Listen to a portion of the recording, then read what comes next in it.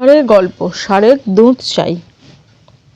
একদিন মহারাজ কৃষ্ণচন্দ্র গোপালকে বুদ্ধি পরীক্ষা করার জন্য বললেন, গোপাল, কাল তুমি আমাকে 1 সের বৃষ দুধ এনে দিও তো। মহারাজের কথা শুনে তো গোপালের তখন চক্ষু স্থির। সে মহারাজকে বলল, মহারাজ, বৃষের দুগ্ধ পাওয়া যায় না, গাভীর দুধ পাওয়া যায়। গোপাল যত বোঝাতে চেষ্টা করলো মহারাজ তো শুনতে চায় না। মহারাজের জিদ দেখে গোপাল চিন্তায় পড়ে গেল। চিন্তা করতে করতে বাড়ি ফিরে গেল। সারাদিন চিন্তা করে কোনো উপায় না পেয়ে সে দরজা বন্ধ করে চুপচাপ শুয়ে পড়ল। গোপালের এইরকম অবস্থা দেখে গোপালের স্ত্রী তার কারণ জানতে চাইল। গোপাল তাকে সব কথা খুলে বলল। সব কথা শুনে কিছুক্ষণ চিন্তা করে গোপালের স্ত্রী বলল, তুমি নিশ্চিত থাকো, যা কিছু করব আমিই করব। স্ত্রীর কথায় গোপাল কিছুটা নিশ্চিন্ত হলো, কারণ গোপাল জানতো তার চেয়ে তার স্ত্রী বুদ্ধি কিছু কম নয়। পরের দিন খুব ভোরে গোপালের স্ত্রী এক বোঝা কাপড় নিয়ে রাজবাড়ির সামনে নদীর ঘাটে কাচতে শুরু করলো।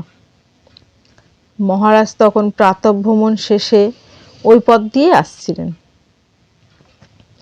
কাছাকাছি এসে দেখলেন একটি পরমা সুন্দরী যুবতী নদীর ঘাটে কাপড় কাচছে। মহিলাকে দেখে মহারাজ সম্ভ্রান্ত ঘরের স্ত্রীলোক ভেবে বললেন, মহাশয়া, এ কাজ কি আপনাকে মানায়? এসব তো দাস দাসীদের কাজ। আপনাকে দেখে তো কোনো সম্ভ্রান্ত বাড়ির বধূ মনে হচ্ছে, তবে আপনি এ কাজ কেন করছেন? মহারাজের কথা শুনে গোপালের স্ত্রী বলল, নিরুপায় হয়েই আমাকে এই কাজ করতে হচ্ছে। দাসীটি অসুস্থ।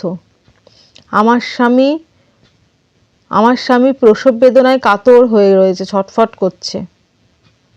কাজেই নতুন লোক খুঁজে আনার সময় কোথায় পাবো, তাই আমাকে এসব কাজ করতে হচ্ছে। মহিলাটির কথা শুনে মহারাজের তো চক্ষু চড়ক গাছ। তিনি জিজ্ঞাসা করলেন, আপনার স্বামীর প্রসব বেদনা উঠেছে? এ কি সম্ভব?